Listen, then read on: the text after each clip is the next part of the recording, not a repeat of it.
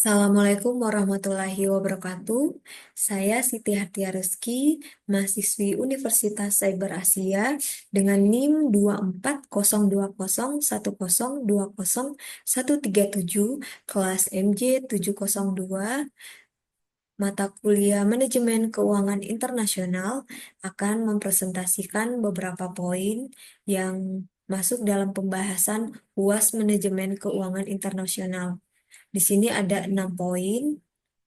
Yang pertama, menjelaskan secara singkat beberapa materi yang telah disiapkan hingga alasan manajer keuangan suatu perusahaan dan investor berkepentingan dengan neraca pembayaran suatu negara. Masuk ke poin pertama di sini eh, ada 6 poin yang dijelaskan. Yang pertama, peranan manajemen keuangan internasional bagi perusahaan multinasional. Manajemen, manajemen keuangan internasional adalah cabang dari manajemen keuangan yang berfokus pada pengelolaan aset dan kewajiban perusahaan yang beroperasi di berbagai negara. Tujuannya adalah untuk mengoptimalkan keuntungan dan mengelola risiko yang muncul dari operasi lintas batas. Adapun peranan manajemen keuangan internasional bagi perusahaan multinasional, yang pertama adalah mengelola arus kas global, yang kedua mengelola risiko politik dan ekonomi, yang ketiga mengelola investasi dan pendanaan, yang keempat pengawas dan evaluasi yang berperan mengawasi kinerja keuangan global dan mengembangkan strategi perbaikan. Yang kedua ada kontribusi perusahaan multinasional terhadap perekonomian Indonesia.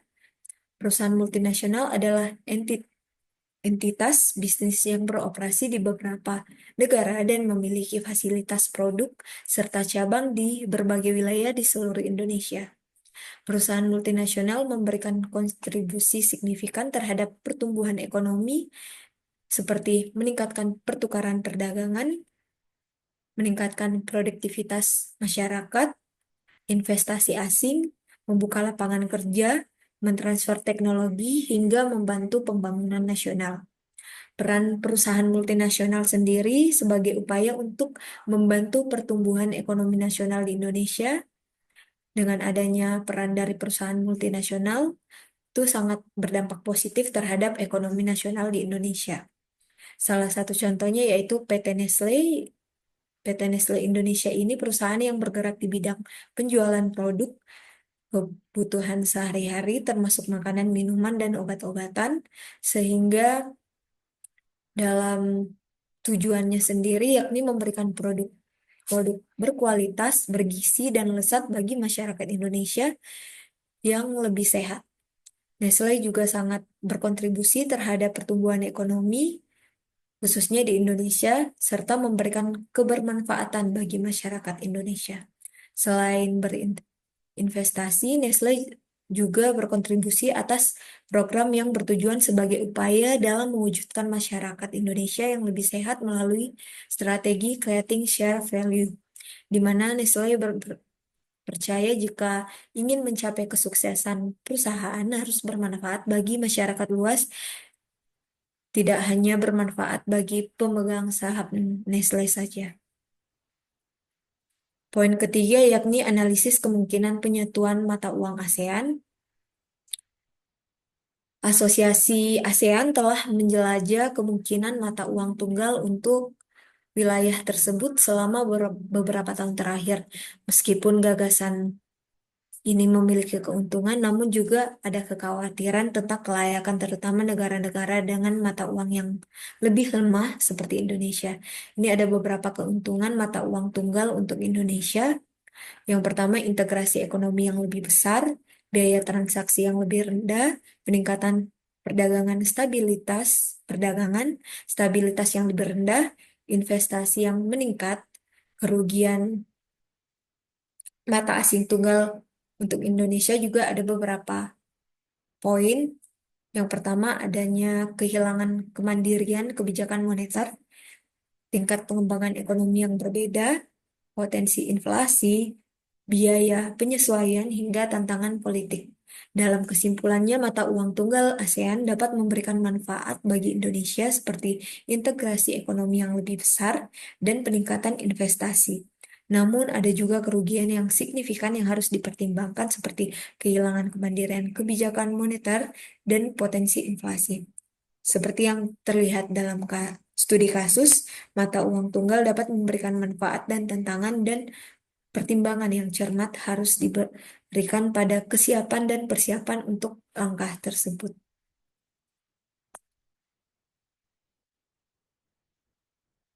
Adapun konsekuensi pemberlakuan sistem kurs mengambang bebas bagi perusahaan Indonesia.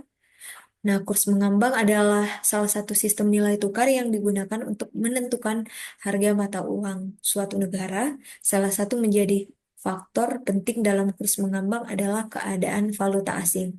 Terlepas dari keunggulan yang dimiliki, sistem kurs mengambang juga memiliki kelemahan seperti eh, banyak macamnya ya.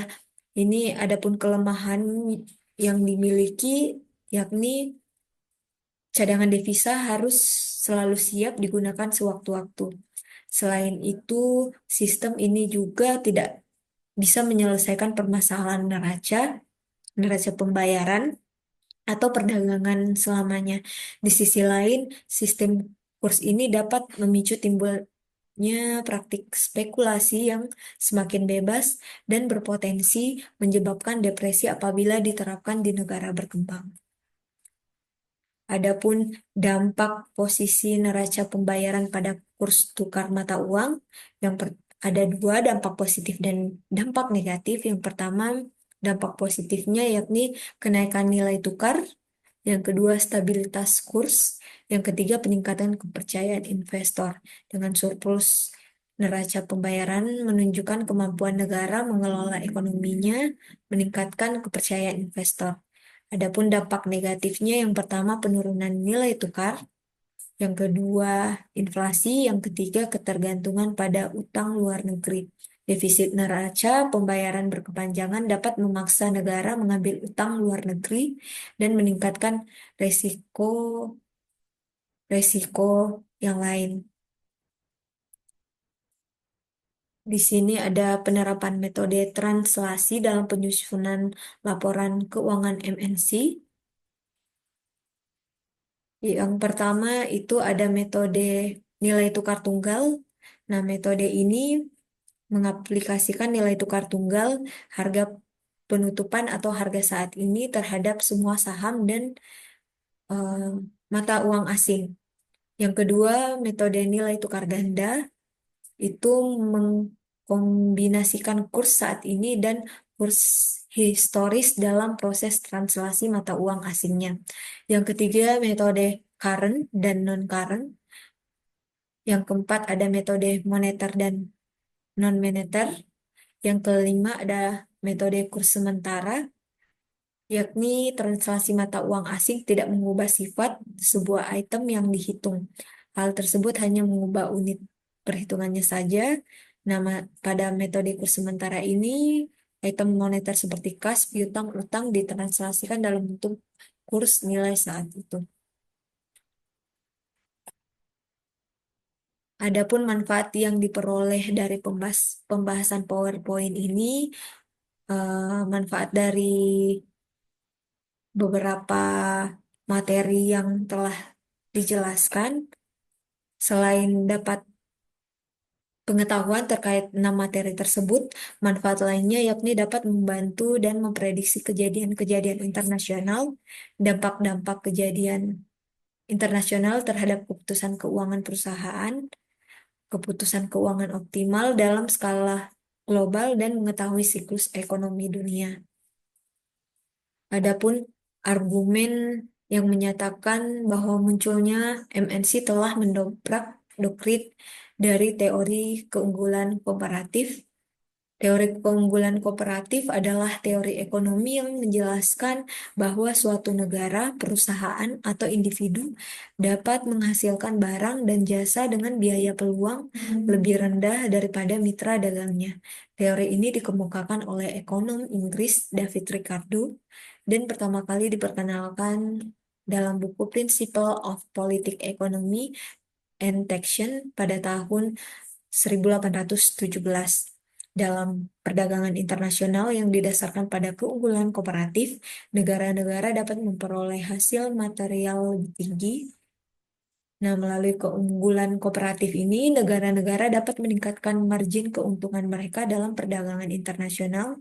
Pasalnya, melalui produksi barang yang dimiliki, biaya peluang lebih rendah, negara dapat menjual produk dengan harga kompetitif di pasar internasional. Ini ada proses ekspansi ke mancanegara yang umumnya dialami oleh perusahaan-perusahaan global. Nah, ekspansi bisnis adalah bentuk strategi untuk memperluas area aktivitas bisnis dengan cara seperti menambahkan modal dan biaya produksi agar skala bisnis semakin besar. Berikut eh, ada beberapa poin tahapan yang harus dilalui serta rinciannya. Yang pertama, ekspor insidentil, langkah awal di mana mereka akan terlibat dalam aktivitas perkembangan jangkauan pasar produk yang dimiliki. Yang kedua, ekspor aktif. Biasanya setelah pengusaha melakukan kegiatan ekspor insidentil, maka akan terjalin hubungan kerjasama ya, atau transaksi yang bisa terjadi terus-menerus. Yang ketiga, penjualan lisensi. Yang keempat, franchising. Tahap terakhir dalam memulai bisnis internasional adalah franchising, yang merupakan perkembangan dari penjualan lisensi yang telah disebutkan di atas. Di sini ada poin yang selanjutnya, yakni pada sistem mata uang mengambang terkendali, dapatkah kurs berfluktuasi tinggi? Menurut saya tidak bisa, karena pada sistem pemerintahan menetapkan kurs indikasi dan membiarkan kurs bergerak di pasar dengan spread tertentu, sehingga mampu menjaga kestabilan nilai rupiah. Pemerintah melakukan intervensi bila kurs bergejolak melebihi batas atas dan batas bawah dari spread, dan di mana otoritas moneter berperan aktif dalam menyetabilkan kurs pada tingkat tertentu. Sini ada pun alasan-alasan manajer keuangan suatu perusahaan investor berkepentingan dengan neraca pembayaran suatu negara.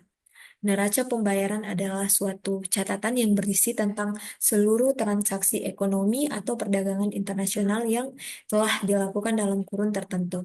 Alasan manajer keuangan dan investor berkepentingan dengan neraca pembayaran suatu negara karena informasi tersebut memberikan wawasan penting tentang stabilitas ekonomi. Neraca pembayaran dapat memberikan petunjuk apakah suatu negara mampu membayar utang luar negeri atau tidak. Dengan ini, investor dapat berhati-hati menambahkan modal. Nilai tukar mata uang, manajer keuangan, dan investor harus memperhatikan fluktuasi nilai tukar. Kebijakan moneter perlu mengantisipasi perubahan kebijakan karena dapat mempengaruhi biaya dan pendapatan perusahaan.